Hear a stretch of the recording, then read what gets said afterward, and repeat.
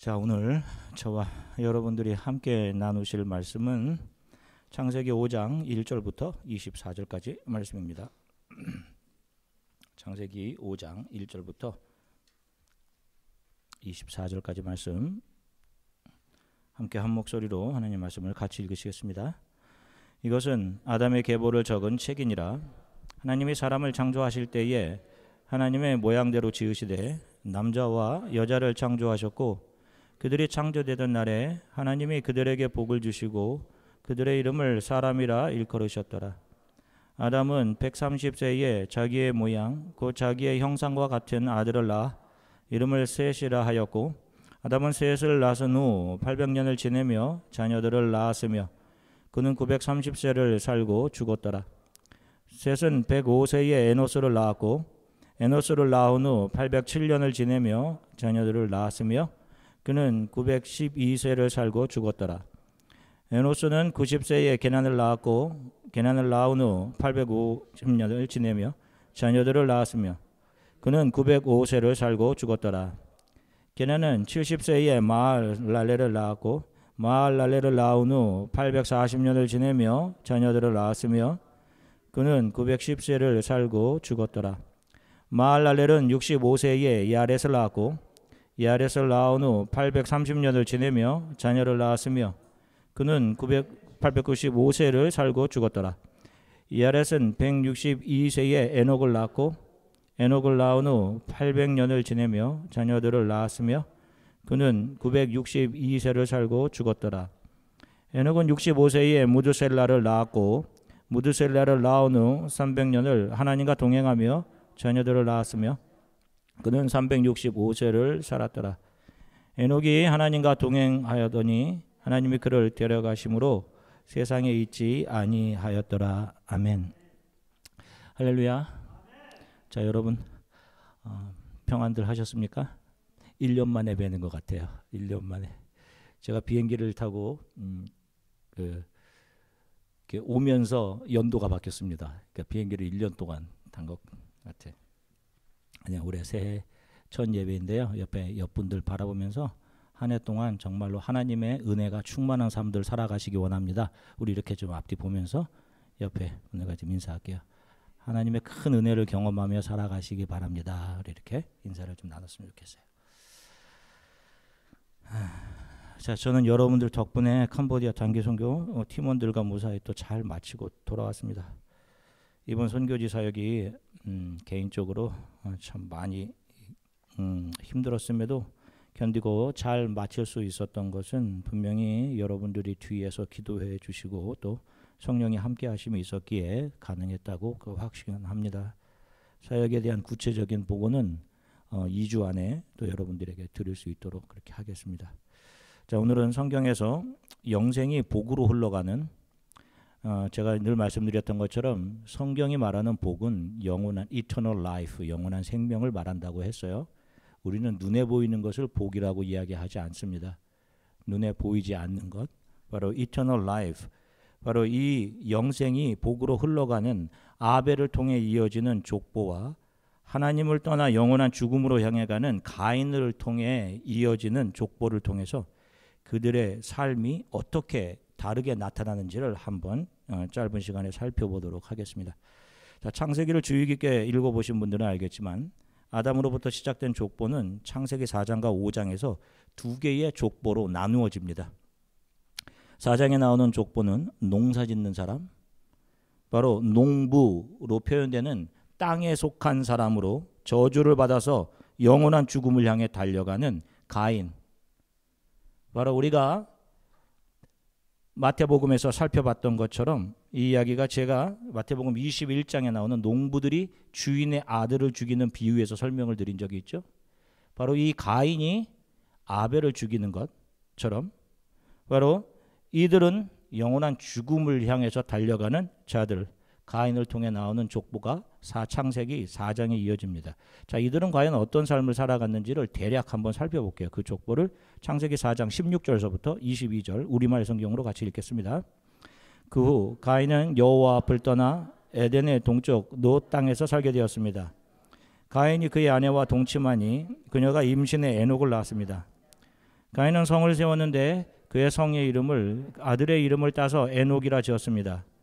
에녹에게서 이랏이 태어났고 이랏은 무후야엘을 낳았고 무후야엘은 무드사엘을 낳았고 무드사엘은 라멕을 낳았습니다.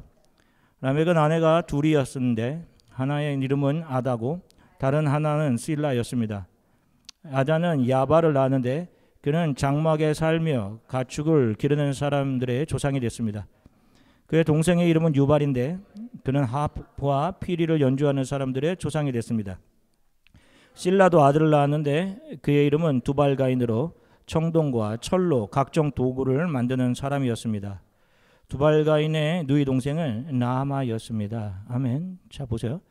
가인의 후손들의 족보가 나오는데 이들의 특징은 하나같이 자신의 이름과 명성을 세상에 드러내는 삶, 이 세상에 잘 정착하기 위한 삶으로 요약이 됩니다. 그러니까 생에 대한 집착, 살고자 노력했던 것들이 족보에 그대로 나타나 있어요. 가인이 하나님 앞을 떠나 에덴의 동쪽 노시라는 지역에 정착해서 성을 세우고는 그 성의 이름을 자신의 아들의 이름을 따 에녹성이라고 지었습니다. 아들을 위해 성을 지어주고는 그 아들이 이 세상에서 좀 더 안전하고 행복하게 살기를 바랬을 것입니다.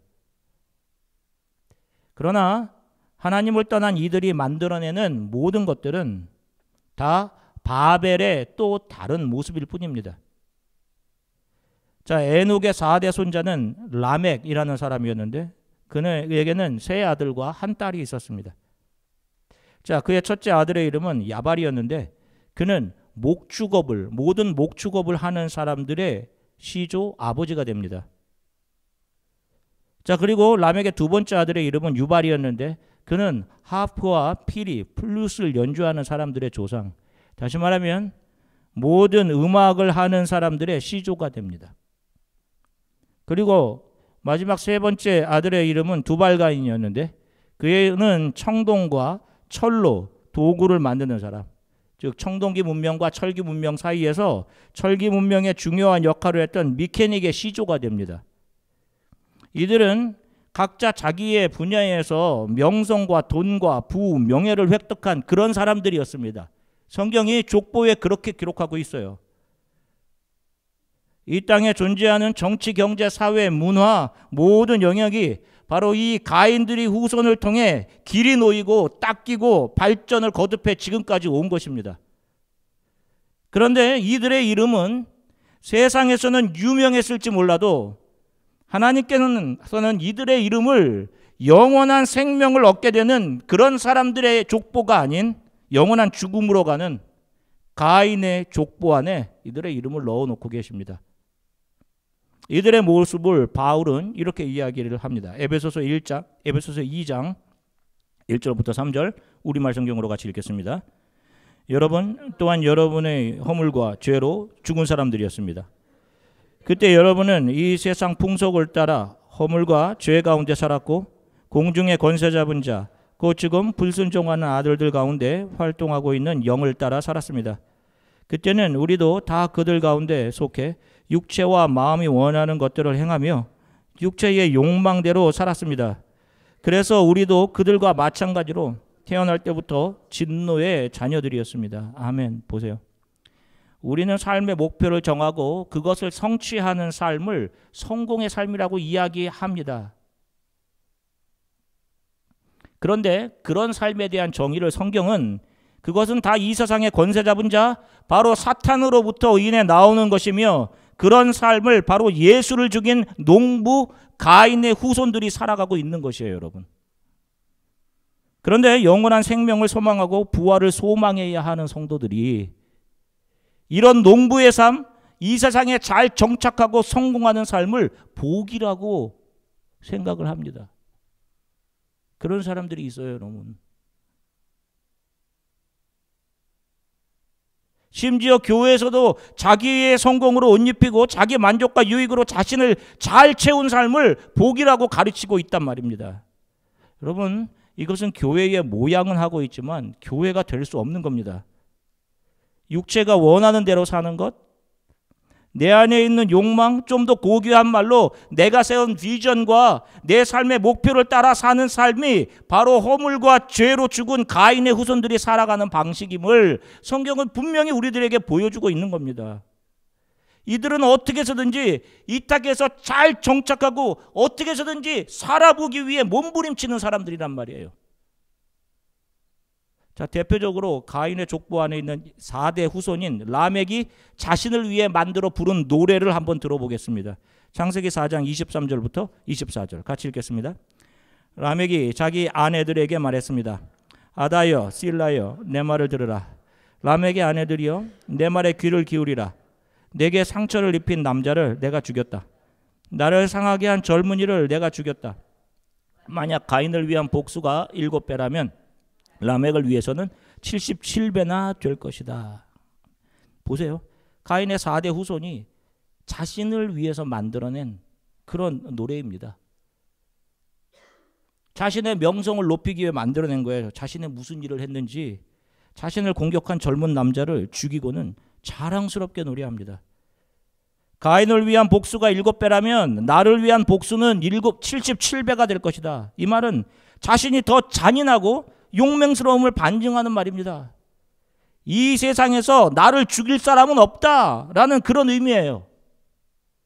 이들은 힘과 명성과 부를 소유해서 스스로가 가진 그 힘을 과시하며 어떻게 해서든지 살려고 수단과 방법을 아끼지 않는 그런 부류란 말입니다. 자기 생명의 강함을 지금 자랑하고 있는 거예요. 그런데 바로 창세기 4장 이 족보를 이어 5장에 이 저주받은 인간들 가운데서 하나님의 은혜로 구원을 얻게 되는 아벨 계열의 족보가 나옵니다. 그런데 이 족보에는 4장에 나오는 후손들과는 다른 한 가지 뚜렷한 특징이 있어요. 그것은 아벨의 뒤를 잇는 하나님의 사람들, 영생을 복으로 얻게 되는 여인의 후손들의 족보에는 매 사람들마다 한결같이 여러분들도 발견하셨을 거예요. 그들이 죽었더라. 이 말을 그대로 넣고 있어요. 이게 4장 가인의 족보에는 나오지 않는단 말이에요.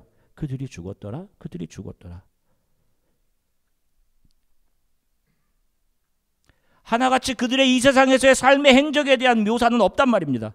우리가 이미 살펴본 바와 같이 하나님의 손에 선택된 하나님의 백성들을 상징하는 아벨은 세상에 속한 사람을 상징하는 가인에 의해 맞아 죽는 삶을 삽니다.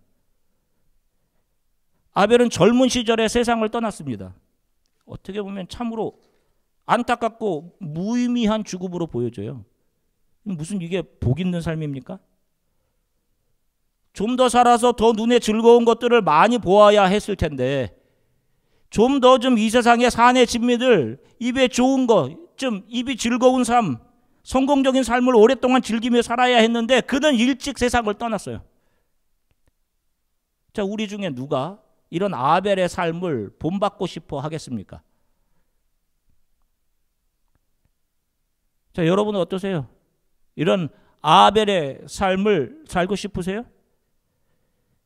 자, 저와 여러분들이 신앙생활하면서 가장 두려워하는 부분이 바로 이 부분입니다, 여러분. 우리는 지금까지 내가 이 세상에서 이룬 것을 손해보기 싫어한단 말입니다. 신앙생활이라는 명목 때문에 내가 이 세상에서 얻고 누리고 있는 것들을 빼앗기는 것을 두려워한단 말이에요. 그래서 바른 신앙 밖에서 맴돕니다. 깊이 들어가지 않으려고 해요, 여러분. 성경적인 바른 신앙생활을 하면 혹시나 지금 내가 가지고 있는 것들, 내가 세상에서 이루고 있는 것들, 세상에서 얻은 부, 명성들, 뭐 그것이 많지 않아도 그것을 잃을까 봐 그것이 두려운 겁니다, 여러분들. 정확히 말하면 이 세상에서의 행복을 잃을까 봐 두려운 거죠. 우리는 좀 더 즐거운 삶을 오랫동안 누리고 싶어 합니다. 편하게 살고 싶어 해요. 좀 더 편하고 눈이 즐겁고 입이 즐거운 삶을 오랫동안 즐기며 영유하며 살기 원한단 말입니다. 그것을 잃어버리는 게 두려운 거예요. 이번 캄보디아 선교가 제게는 지금까지 8번을 방문을 했지만 그 어느 때보다 제게 가장 힘든 사역이었습니다. 물론 그 어느 때보다 정말로 의미 있고 귀한 사역들을 감당했어요. 아까 우리 전향 인도자가 지웅자가 말한 것처럼 품꽃봉이라는 외국인이 전혀 방문하지 않았던 곳에 예수님에 대해 한 번도 들어보지도 못한 곳에 들어가 우리가 들어오는 것을 방해하고 허락하지 않았던 마을 족장의 마음을 열고 교회가 세워질 길을 여는 그런 사역을 감당했습니다. 참 기쁘고 놀라운 사역이었어요. 그런데 그래서 더 많이 기뻐해야 할 텐데 사역을 마치고 저희 어머니 사시는 집으로 돌아와서는 기쁨이 아닌 자신 없음과 죄책감만이 제 안에 가득했습니다. 제게 이번 단기 선교 사역은 육체적으로 체력적으로 많이 버거웠어요. 아니나 다를까 탈이 나서 설사로 너무도 많은 어려움을 겪었습니다. 적은 팀원들 가운데 첫날부터 아픈 사람이 하나둘씩 생겨나서 나마저 아프면 안 된다는 생각에 정신 바짝 차렸는데도 이 육체가 정신을 잘 따라가지 못하더라고요. 설사로 고생하고 짐 나르다 넘어져 팔이 다치고 무릎 다치고 하면서 집에 돌아와서 막 드는 생각이 참 부끄럽게도 기쁨보다는 도대체 언제까지 이렇게 해야 하나 하는 생각이 먼저 들었습니다. 기뻐야 하는데 기쁨은 온데간데 없고 이제는 내가 이렇게 직접 가지 않아도 교회 성도들이 스스로 팀 좀 구성하고 선교부도 잘 갖추어진 그런 교회에 있으면 얼마나 좋을까 하는 생각이 제 안에 마구 드는 겁니다. 그래서 너무도 죄송하고 너무도 부끄러워서 이 생각이 분명히 잘못된 생각인데 내년에 또 이 오지에 올라갈 자신이 없는 겁니다.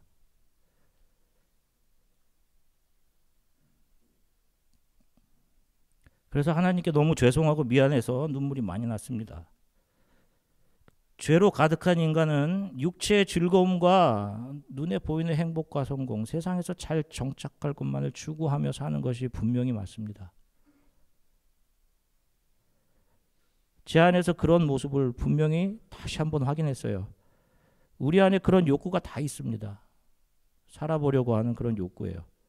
살아도 눈이 즐겁고 입이 좀 즐겁고 그렇게 즐거운 삶을 줄 수 있는 세상의 힘을 소유하려는 욕구가 우리 삶의 가장 탑 프라이어리티에 항상 있단 말입니다. 그래서 죽어야 하는 아벨의 길을 가기가 싫은 겁니다. 그래서 복음이 듣기 싫고 복음 거부하고요, 여러분. 듣기 싫은 설교를 들을 이유가 뭐가 있나라고 하는 거예요, 여러분. 아벨처럼 잃어버리며 살기 싫은 겁니다. 근데 여러분 아세요, 여러분? 부끄럽게도 이렇게 설교하는 제 안에도 여러분들과 똑같은 그런 거부감이 있어요. 그래서 날마다 힘들어합니다. 자, 그러면 한번 살펴볼게요. 과연 아벨은 무엇을 잃었는지 한번 살펴보자고요. 그보다 먼저 여러분들에게 한 가지 묻겠습니다. 우리에게서 이 땅에서의 삶이 전부가 아님을 믿으시죠? 자, 이것을 믿지 못한다면 우리 크리스찬들은 이 세상에서 가장 불쌍한 사람들입니다.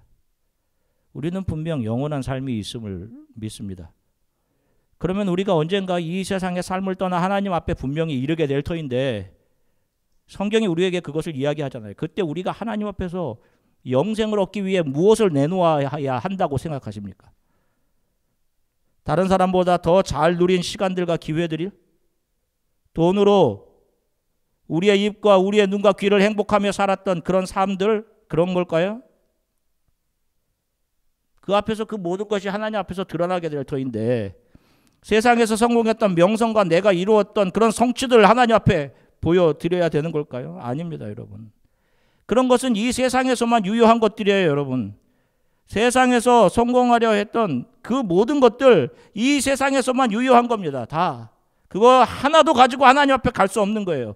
하나님 앞에 가서 그런 것 내놓으시면 안 되는 겁니다. 여러분들은 그날 그 언젠가 하나님 앞에 서게 되었을 때 그 앞에서 예수 닮음을 내놓으셔야 하는 거예요, 여러분들은.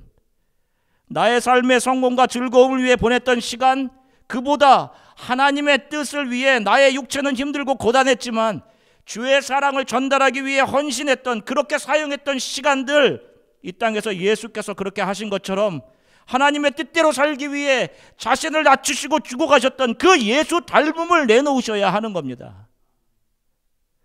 내 소망이 아닌, 내 뜻이 아닌 하나님의 뜻에 나의 것을 내려놓는 것이 예수 닮음입니다.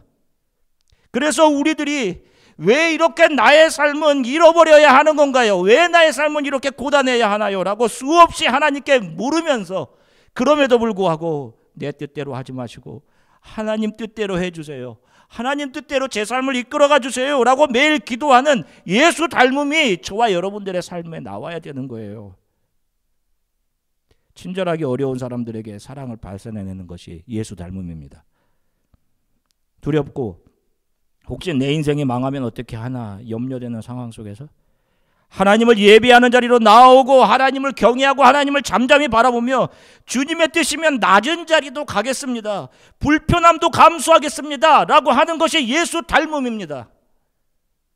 분노할 상황에서 참고 견디며 나를 낮추는 것, 우리들에게 주어진 한평생의 삶을 살아가면서 우리가 이렇게 예수 닮음으로 변화되어 가는 것이 바로 성화인 거예요.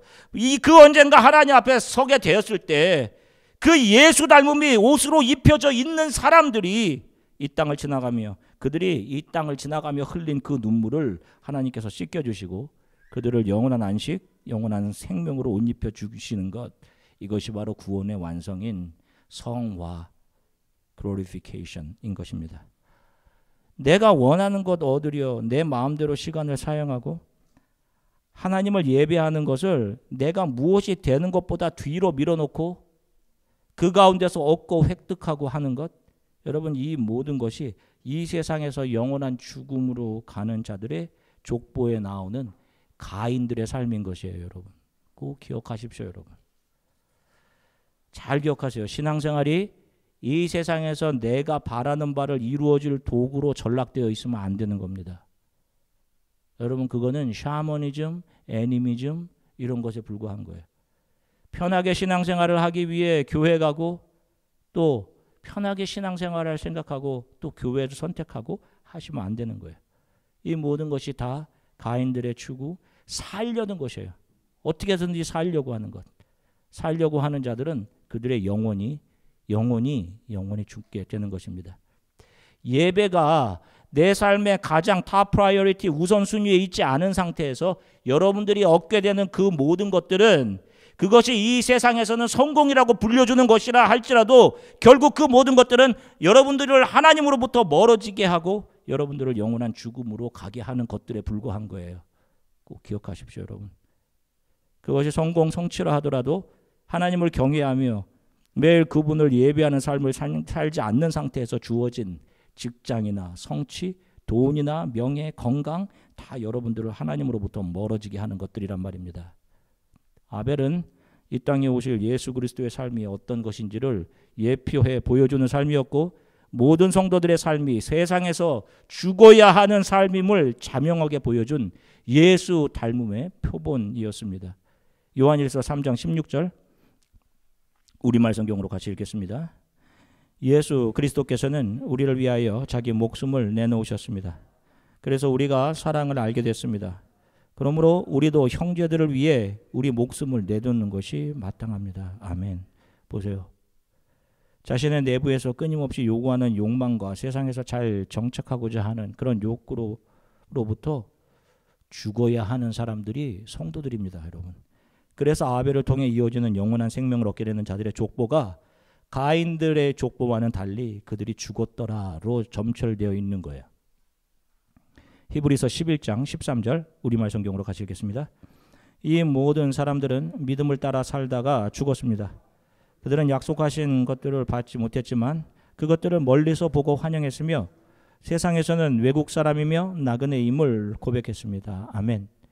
이 역사를 먼저 건너 지나 하나님 앞에 서 있는 우리의 신앙의 선배들은 믿음을 따라 살다가 다 죽었다라고 기록합니다. 자신의 생각에 대해 죽었고 자신의 욕망, 욕심에 대해 죽었어요. 자신의 죄성을 가진 자아가 죽어야지 거듭난다는 십자가의 원리를 그들이 알게 된 겁니다. 그들은 다 그들이 살아가는 시대에 믿음의 보상, 눈에 보이는 보상들을 받지 못했습니다. 그 보상은 영원한 생명이요, 영원한 구원이었기 때문에 그들은 그것을 멀리서 바라보고 기뻐하며 이 자신에게 주어진 이 땅에서의 삶을 정착자가 아닌 나그네로 살아간 것입니다. 우리들에게 삶이 주어진 이유는 우리들이 쌓아 올리는 성공과 명성이라는 바벨탑이 얼마나 견고하고 위대한지를 증명하기 위해 저와 여러분들에게 삶이 주어진 것이 아닙니다. 우리는 우리의 죄가 얼마나 큰지, 그 죄로 인해 영원히 죽을 수밖에 없는 존재임을 이 짧은 삶을 통해 배우는 겁니다. 그리고 그런 우리들에게 내려진 영원한 죽음이라는 저주를 자신의 몸으로 다 받아내시고 우리를 은혜로 감싸 안고 영원한 생명으로 우리를 인도해 가시는 그 예수 그리스도 하나님의 은혜를 우리는 이 짧은 삶을 통해서 배우게 되는 것입니다. 내 날카로운 자아가 살아있으면 안 됩니다. 자기 주장과 판단이 강한 분들은 다 자기 자아가 살아있는 거예요, 여러분. 그 모습으로 하나님 앞에 서 있으면 큰일 나는 겁니다. 내 주장의 옳음이라는 자기 만족과 자신의 살아있음을 느낄지는 모르겠지만 그는 영원히 죽게 되는 거예요. 사랑하는 성도 여러분, 제발 이것을 기억하십시오. 여러분들에게 멀리하고 싶은 사람들, 저 사람은 마음에 들지 않아 하는 사람이 교회 안에 있으면 안 됩니다. 그것이 내가 그렇게 생각하는 것이 내가 살아있다는 증거예요, 여러분. 교회가 세상에 다른 것을 세상에 내놓기 위해서는 먼저 여러분들이 예수 그리스도 닮은 모습으로 변화해 가고 있어야 돼요, 여러분. 여러분들이 세상 사람들과 하나도 구별이 안 되는데 이 교회에서 세상에 내놓을 수 없는 것을 내놓는다는 것은 있을 수가 없는 거예요, 여러분. 영혼이 살아날 수 없는 거예요, 여러분.